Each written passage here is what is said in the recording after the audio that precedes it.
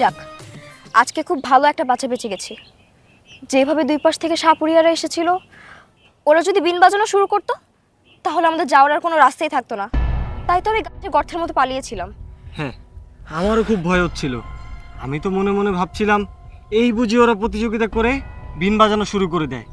আমার সব থেকে বেশি ভয় হচ্ছিল তোমাকে নিয়ে, কারণ ওই সাপুরেরা যদি তোমাকে একবার ধরে নিয়ে যেত তাহলে আমি একা কিভাবে থাকতাম বলো?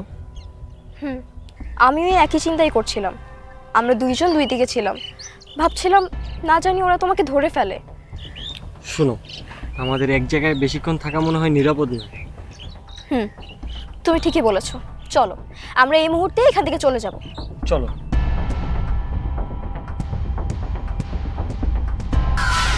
আচ্ছা ঠিক আছে, হয়েছে, চলো তুমি আগে যাও, আমি আশেপাশে দেখে তারপরে আসছি।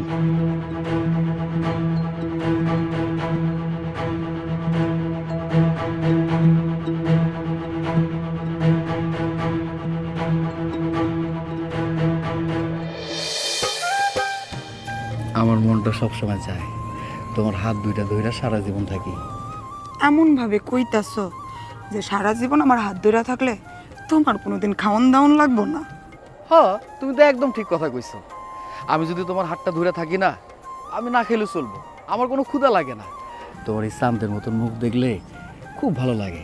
আমার মনটা কয় সারা জীবন তোমার চাঁদের মতো মুখটা দেখা থাকি।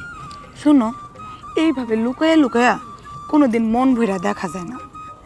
আমারে তোমার ঘরের বউ বানাইলো, তারপর যেমনি খুশি হেমনে যত খুশি তত তুমি আমার মুখটা দেখো। আরে আমি তো তোমার বিয়ে করতে চাই, আমার ঘরে বউ করতে চাই, কিন্তু আমার তো কোনো কিছু করার নাই।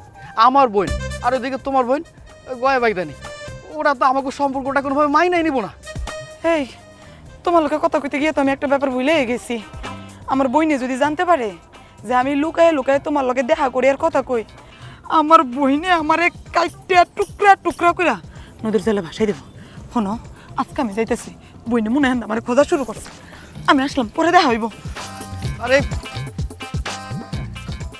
তুই কি ভাবছস আমি খালি সর্দারটা হইয়া নই, তারপরে তোরে আমার জীবনে রাখবো কিনা সেটা পরে দেখা যাইব।